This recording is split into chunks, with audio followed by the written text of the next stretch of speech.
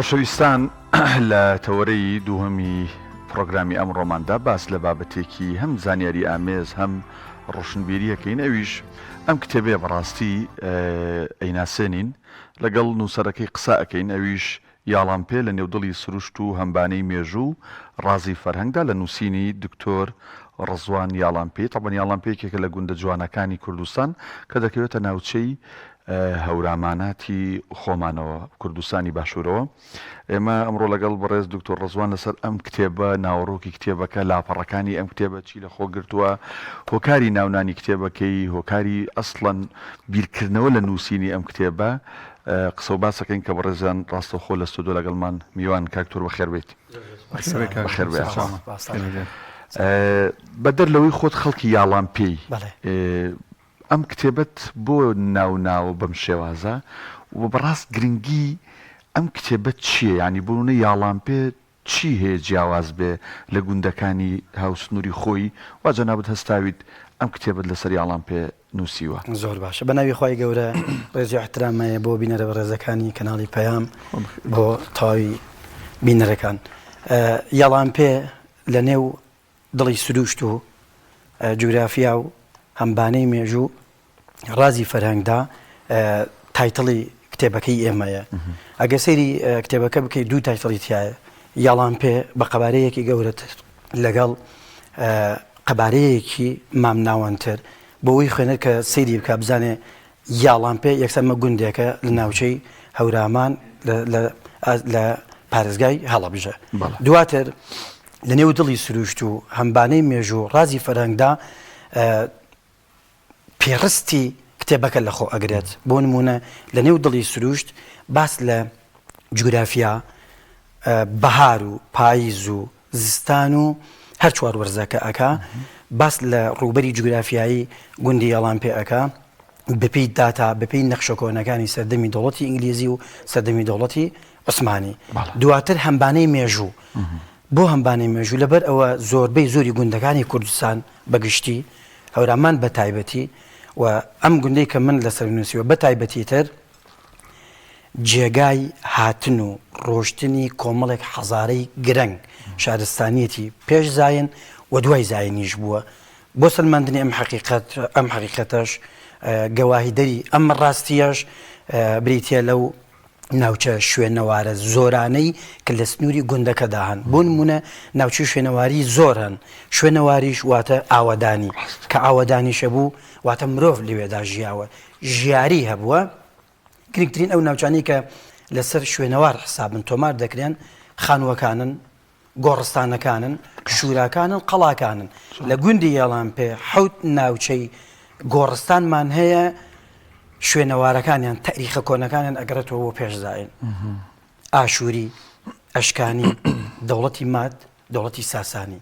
شوێنەوار ناسەکان ئەو کەسانی کە بە شوێنەوارە داگەڕاون کنۆپشکنیان ئەنجام داوە، کۆمەڵێک کەلوپەل و کەرەستیان دۆزیوەتەوە بۆ ئەو سەردەمانە دەگەڕێتەوە. ئەمە تایبەتە بە هەمبانەی مێژوو پێش زاین. دوای زاینیش لە هاتنی شێخەکانەوە مێژووی نوێ بە تایبەت طریقەتی قادری و طریقەتی نەقشبەندی و بە تایبەتی تر لە گوندێکی ئەمە طریقەتی قادری کە وجودێتی زۆریە بۆ مێژووی هاوچەرخی مێژووی نوێ و هاوچەرخی گوندی یاڵامپێ دەست پێ ئەکات بە مێژووی میرنشینی بابان، مێژووی میرنشینی ئەردەڵان و میرنشینەکانی تر دێتە پەڕێت تا دەگاتە سەردەمی مێژووی هاوچەرخ لە سەردەمی شۆڕشەکەی شێخ مەحموودی حەفیدەوە بە هاوکاری مەحموود خانی دزڵی کە بنکەی سەرەکی و ماوای سەرەکی لە باشووری کوردستاندا گوندی یاڵامپێ بووە. و لە نێو ڕازی فەرهەنگیشدا باس لە تایبەتمەندی و خەسڵەتمەندی گوندی یاڵامپێ ئەکەن کە گوندێکی هەورامی نشینە. هەورامانیش کۆمەڵێک تایبەتمەندی خاص بە تایبەت کەلتور، داب، نەریت، چۆنێتی ژیانکردنی هەبووە. بیرۆکەی نووسینی کتێبەکە لەکوێوە سەرچاوی گرتووە؟ چۆن بیرۆکێکی وات بۆ هات کە کتێبێک لەسەر گوندەکەی خۆتان بنووسی؟ ئەگەر ئاور بدەینەوە لە مێژووی کورد بەگشتی لە مێژووی کۆنەوە تا مێژووی هاوچەرخ بە تایبەتی کۆن و ناوەڕاست ئێمە دەبینین بۆ دەستبردن بۆ زانیارەکان دەربارەی نەتەوەی کورد، خاکی کوردستان، گەلی کورد دەبێ بگەڕێنەوە بۆ ڕۆژهەڵات ناسەکان، گەڕیدە ناسەکان، دیبلۆماتکارەکان. بۆ نمونە زانیاریکی زۆر تۆمار کراوە لەلایەن کریس کۆچێرا لەلایەن لازاریف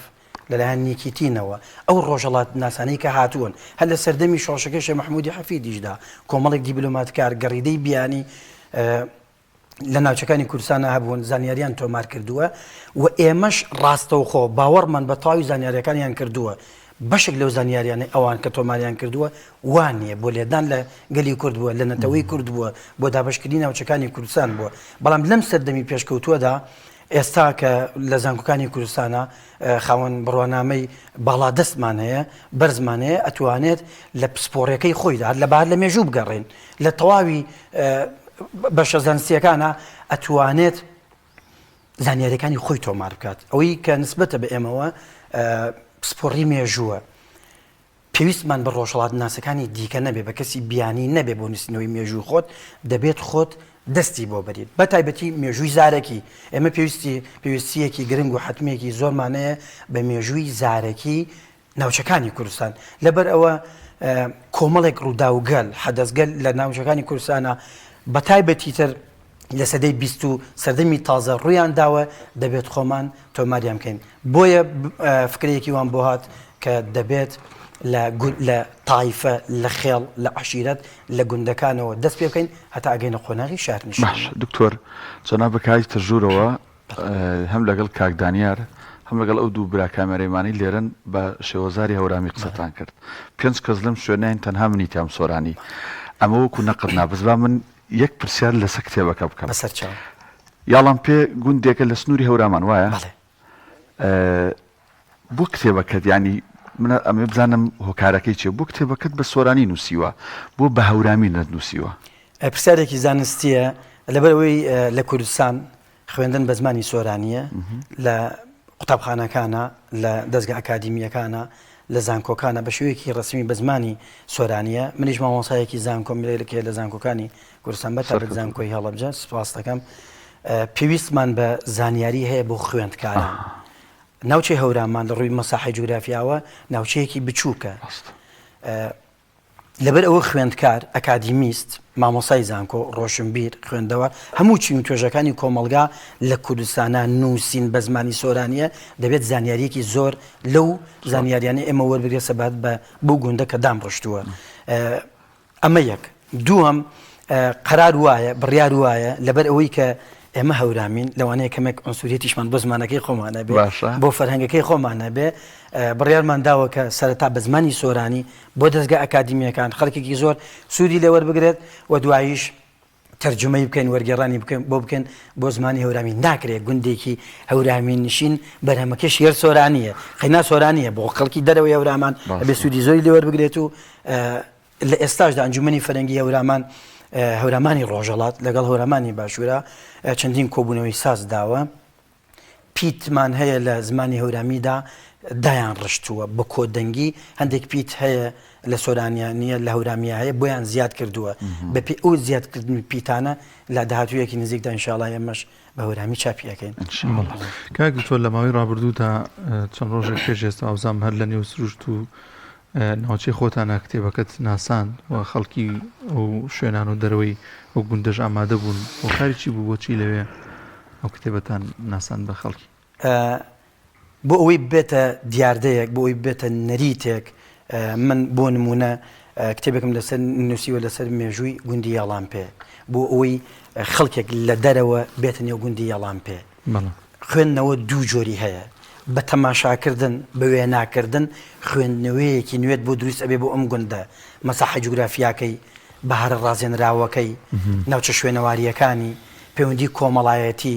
جۆری لەبەرکردنی جلوبەرگ جۆری خواردنەکەی کە ئەی بینێ ئەمە جۆرێک لە خوێندنەوەیە بۆ گوندی یاڵام پێ دواتریش کە کتێبەکە ئەچێتە بەردەستی ئەم کتێبە وەکو غەریب نییە لەبەر ئەوە بە چاوەکانی سەری وێنای گوندەکەی کردووە کە ئەی خوێنێتەوە ئاشنایە بە گوندەکە لەبەر ئەوەی کە لەسەر گوندی یاڵام پێەیە خەڵکەکەش گوندەکەش ببین و لە مەراسیمێکی جواندا لە نێو ئەو گیا سەوزەدا لە نێو گوڵەکانی بەهاردا هەم کتێبەکە بناسێنین هەم گوندەکەش بە خەڵکی ئاشنا بکەین ئەمە گوندی ئەڵامپێیە بە خێرات نیمی وانە بەڕێزەکان وڵاخۆ ئەو فکرێکی جوانە وەک لەوەی تۆ بێ لە هۆڵێکی ڕاستە. وتێلێک ڕستۆرانتێکی ڕاقی چوارچێوەیەکی شارەکە داخراودا. وەنیە بەڵێ. لافیتێکی گوندی ڕسمێکی یاڵام پێشدانی هەر بە طبیعەت مسروشتەکەەوە بۆ نەژمەنەوە دکتۆراکە جەنابەت لە مێژوایە بەڵێ. باش ئەم بابەتانی جەنابەت نووسیوتە بەڵێ. تا چەند هەوڵت داوە ئەو چکە خۆ دەزانی مێژوو زۆر دەستکاریەکرێ و شتی زۆر ناڕاستیشی تایە چۆن هەوڵت داوە ڕاستترینیان یان ڕاستاندنی بۆ بکەیت جەنابەت جارێکی تشکە مادەم دکتۆرا دەبێت ئەتوانی وەکوڵێ ها ڕەش و سوی لە بوارەکە لێک جاکەیتەوە یعنی هەرچی دەست کەوتووە خزانوتە کتێبەکەوە یان نە فیلتەری هەبووە خۆی بۆ نووسینی کتێبی ئەکادیمی پرسیارەکە زۆ زۆزانستیە پێویستت بە میتۆدێک هەیە چۆنێتی نووسینی ئەو کتێبە ڕێبازمان هەیە ڕێبازی وەصفی ڕێبازی بەراوردکاری ڕێبازی فەلسەفی ڕێبازی شیکاری ئەم کتێبی تۆ چ ڕێبازێکی هەڵگرتووە ئەم کتێبەی منە دوو جۆر ڕێبازی مێژووی لە خۆ گرتووە هەم ڕێبازی شیکاری هەم ڕێبازی وەصفی لەبەر ئەوەی لەسەر گوندە حتمما ئەبێ خۆم بێبەری نەکەم لە ڕێبازی وەصفی گوندەکە بکەم چۆنێتی بەشداریکردنیان لە شۆڕشەکانە لە شۆڕشی شێخ مەحموودی حەفیدەوە هەتاوەکو شۆڕشی ئەیلول شۆڕشی نوێ لە نێو پارتە سیاسیەکاندا و دواتریش ناوچە شوێنەواریەکانی وەصفی ئەەکەم و دواتر کە ئێمە سەرباسی جوگرافیا وەصفی سروشتە ڕازێنراوەکەی ئەەکەم وەصفی ئەو گوڵە سروشتانە ئەەکەی کە لە نێو شەخەکاندا هەن وەرکەمەرە هەڵاڵە برمە کە بە سۆرانی پێوترێ گوڵی شلێر چنورە سوور هەداڵەیە هەمویان ڕێبازی وەصفیان وەرگرتووە و دواتریش تەحلیلیان ئەەکەم بۆچی بەکار دەیەنرێن بۆ نمونە گیایەکی بەهاریمان هەیە کنگر لە ڕووی پزیشکیەوە تا چەند سوودی هەیە تەحلیلی ئەەکەی لە میتۆدی توێژینەوەدا بۆ نووسینی کتێبەکەی من دوو جۆر میتۆدم بەکارهێناوە لۆژیک یا ڕێباز وەصفی لەگەڵ شیکاری هەم وەصفم کردووە هەم تەحلیلیشم کردووە بۆ بینەرە ئین عەفوون خوێنەران و دواتریش سەبارەت پرسیارەکەی جەنابەت کە هەمووت خزاند بێتەوە ناو کتێبە نا مێژوو نووس دەبێت واقعی بێت بگەڕێتەوە بۆ سەردەمەکەی خۆی لە سەردەمی خۆیدا مێژوو چۆنمە دەبێت بەو پێودانگە بیپێوی بۆ نمونە هاتنی بنەماڵەکان لە گوندی هێڵامپێ بنەماڵەمان هەیە لە زۆربەی زۆریان لە ڕۆژهەڵاتی کوردستانەوە هاتوون چاوپێکوتن لەگەڵ 4-5 کەس لە پیاوماقڵ و ڕیسپیەکان ئەەکەی بزانی تەواوی زانیاریەکان یەک ئەگرنەوەیان نا نووسەریش نابێت بازاڕی قسەکان دابڕێژێت ئەوێت لە چوارچەوەی ئەکادیمی زانستیدا تەواوی زانیاریەکان لە نێو دووی کتێبدا بخاتەوە دەستخۆش کاک دکتۆر ئەرباس لە بابەتی مێژووی کرد هەندێک ئاسەوار لەو شوێنانەدا دۆزراوەتەوە کە مێژۆکی دەگەڵێتەوە بۆ زیاتر لە 632 ساڵ پێش زایانیانی پێ ئەچێت لەوێ ژیان بوونی هەبێت نازام کێبوونەوەی کە جەناب نووسیتە ساسانیەکان و مەکدۆنیەکان ئەوانەی لەوێ هەبووە هۆکاری چی بوو ینی مێژوویەکی قوڵتری هەیە لەوەی کە بیری لێ ئەەکەینەوە بەهۆی جوگرافیای شوێنەکەەوە بۆ بوونی کەش و هەوا و ئاوێکی سازگاری ئەو شوێنەوە بووە کە خەڵکانی ئەو سەردەمە لەوێ ژیانیان کردووە ناوچەکانی کوردستان ناوچەیەکی دۆڵەمەند بوون هەم لە ڕووی جوگرافیاوە ئەم لە ڕووی تاریخەوە هەم لە ڕووی استراتیژیەتەوە هەم لە ڕووی سامانی ژێرزەویەوە کوردستان پێشاتنی دەوڵەتی ئیسلامی فتوحاتی ئیسلامی لە ژێر سایی هەر لە پێش میلادەوە لە خامنشینەکانەوە درێژ دەبێتەوە هەتاوەکو دەوڵەتی ساسانی و ئیمپراتۆریای ساسانی ئیمپراتۆریەتی بێزانتین کوردستان ئەوان تەڕاتێنیان پێکەوە کردووە ناوچەکانی کوردستانیان دابش کردووە لە نێوان خۆیاندا سامان و ئابووری و بەرەکەتی خۆیان دابش کردووە لە نێوان خۆیاندا گوندی هێڵامپێ یەکێکە لەو گوندانەی کە هەر لە قەدیمەوە شوێنی ژیاری بووە ژیاری سەردەمی ئاشووری سەردەمی ئەشکانی سەردەمی دەوڵەتی ماد بە تایبەتی مادەکان ڕەگ و ڕیشەی کورد وەکو نەژاد وەکو ئەسیڵ وەکو تاریخ و فەرەنگ ئەگەرێتەوە سەر مادەکان کە پایتەختیان هەمەدانی ئێستا و ئەکباتانی کۆن بووە ناوچەکانی کوردستان بە زۆری لەژێر هەژمون و لەژێر حکمڕانی ئەواندا بووە یەکێک لە ناوەکانی خورماڵ کە هێڵامپێ دراوسەی خورماڵە خۆرمادە مێژوونووسەکان باس لەوە ئەکەن کە خورماڵ پێش ئەوەی خورماڵ بێ خۆرماد بووە واتە خوری مادەکان هەڵهات لەو ناوچانە ژیاون ئەگەر ئێمە ئەسەرێکی کۆنی گوندی هێڵامپێ هەڵ بدەینەوە گۆڕێکی دەستنیشان بکەین ئێسک و پلووسکی مرۆڤەکان لەو سەردەمەدا دیارە کەلوپەلەکانی کە کنوپشکنینی بۆ ئەەکەی یا سکەی یا دراوەکانی دەبینی لە سەردەمی دەوڵەتی مادەوە ئەم گوندانەی کوردستان بەگشتی و هەورامان بە تایبەتی و گوندی ئەڵامپیەکە ئێمە ئێستا بۆ بینەران قسەی لەسەر دەکەین پڕێتی لە ئاسەواری دەوڵەتی مات. تۆ بەڵێ لەمە گرنگە بەڵێ تۆ خۆت خەڵکی ئاڵامپی دکتۆراکەشت لە مێژوایە مامۆسای زانکۆی هەڵەبجە لەم بوارەیە ئەمە یەکەم و کۆتا کتێبی تۆ بێ لەسەر گوندەکانی کوردستان بە تایبەت هەورامان یان بەتەمای ئەمە دەستپێکێک بێ لە دوای یاڵامپێ گوندەکانی دیکەی هیچ نا هەورامان تۆ لە ڕووی مێژوویەوە کتێبیان لەسەر بنووسی. ڕوودا و حەدەسەکانی ئێستا زۆرن بە تایبەتی لە نوێ و هاوچەرخدا باسم کرد ئەبێت ئێمەی مێژوونووس ئێمەی نووسینی یادداشت بیرەوەریەکان لەسەر زمانی شاید حاڵەکانەوە وەری بگرین ئەو زانیارانی کە لە سینگی شاید حاڵەکاندا هەیە نابێ بە کۆچی دوایی ئەویش بچێتە ژێر خاکەوە دەبێت لێ وەربگرین تۆماریان بکەین خودی مێژووەکە خۆمان بینوسینەوە بۆن منەحەل لە سەردەمی تازەدا ئەنفال کیمیاباران تاوانی سیانزەی 1970 و دەستگیرکردنی کۆمەڵی خەڵک لە خۆرماڵ و دواتە زیندە بە چاڵکردنیان ئەسەش هەندێک لە شایەتەکان ماون ئەمانە زۆربەی زۆریان ماون من چۆن نتوانم سوودیان لێ وەربگرم دەبێت بچمە ماڵیان چاوپێکردنی لەگەڵا بکەم زانیاریەکانی لێ وەربگرم لای خۆم تۆماریان بکەم ئێمەش بە شێوازێکی زانستی بیخێنە بەردەم بینەر بیخێنە بەردەم نووسەر ئەم زانیاریەکان بەم شێوازە بوون ئەمە نە بەرهەمی کۆتاییە ئینشاءڵڵا لە ئایندەیەکی نزیکدا من ئەم هاوینە کتێبێکی تری خورما لەسەر خورماڵە کیمیابارانی خورماڵ زۆربەی زۆری ئەو خەڵکەی کە لە کوردستانە ژیاون ژیان بەسەر ئەبەن هەر نازان خورماڵ کیمیایی باران کراوە یاخود نا تەنها هەڵەبجە بە وێناو وەرئەگرن لە حەڤەی مانگ و هەژدەی مانگی 1970 بە درێژایی 2 ڕۆژ ناوچەکانی خورماڵ گوندەکانی ئەحمەداوە تا گوندی زەڵم تا چەمی کەڕەجاڵ تابانی مڵە خورد 2 ڕۆژ لەسەر یەک 6 فڕۆکە کیمیابارانی خستی ناوچەکەی کردووە چەندین چیرۆکی تراژیدیا لە ناوچەیەدا تۆمار زانیارێکی نوێ لایم بەڕاست برینداران ئاوارەکان بریندارمان نەبووە بە هەواپەیما بە فڕۆکەی سەربازی ئێرانی لە گوندی ئەحمەداوە لە گوندی زەڵمەوە لە خورماڵەوە هێندە بریندار بووە هێندە نەخۆشیەکەی سەخت و خورس بووە براوەتە یا نەخۆشخانەکەی تاران یا یەست یا ڕەشت یا تەبرێز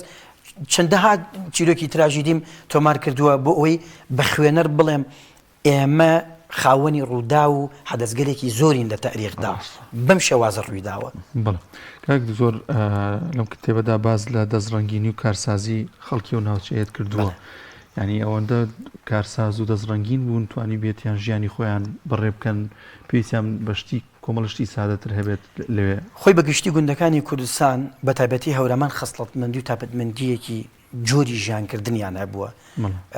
گوندی ئەڵامپێش یەکێک بوو لەو گوندانە ژیانکردن یا بەخێوکردنی خۆی یا پێویداویستی سەرەتایی لە چەند ڕوویەکەوە بووە بۆ نمونە بنەمای ئابووری خەڵکی گوند چۆن توانیوێتی خۆی بژێنێ خەڵکی گوند چ کارێکی کردووە بۆ ئەوی بتوانێت ژیانی فەراهم بکات هەر لە کوشت و کاڵکردن لە چاندنی دانەوێڵە گەنم و جۆ و دواتر ئاژەڵ بەخێوکردن بەرهەمی سپیایی چۆن توانیوێتی سوودی لێ وەربگرێ هەوارنشینی دواتر لە بەرهەمی ئاژەڵ پێستەکەی چی بۆ خۆی دروست کردووە چۆخ بووە ڕنگ بووە دواتر کلاژ بووە و هەروەها بەرهەمە کارسازیەکانی تر کاری دەستی ئەوەی کە بۆ پێداویستی مرۆڤ بوو بێ لە گوندەکانی هەورامان و لە گوندی ئەڵامپێ دروستیان کردووە چنیویانە بەرهەمیان هێناوە بۆ نمونە لەی ڕنگ چۆخ دواتر نانەشان ئەنواع ئەو پێداویستیانی کە مرۆڤ پێویستی بوون لە گوندەکانە بەرهەمێنراون و دروست کراون. کاتمان نەما بەزا من یەک پرسیارکەم لە کەمتر لە دەقەیەک وەڵام بێتەوە سوپاس دەکەم لە هەموو ناوچەیەکی کوردستان لە هەموو دێک لەگەڵ کاکدانێش پێش باسمان کرد کۆمەڵە خەڵگەن سیمبولی ئەو ناوچێنێ ئەو دێن جا مامۆستای ئاینی بێ شێخانی تەریقەت بێ کەسانی سیاسی و شۆڕژگەر بێ هەستەکەم جەنابەت لەم کتێبەیە من ناتوانین بە 20 دقیقە هەمووی باسکەین بەڵام لایەکت لە ئەو کەسایەتی دیارانەی گوندی ئەڵامپێش کرد بێتەوە وایە بەڵێ باسم لە کۆمەڵێک کەسایەتی کردووە کە لە ڕەهەندەکانی ژیاندا دیار بوون نخبە بوون بەسمایان دیارە. مامۆسایانی ئاینی شاعر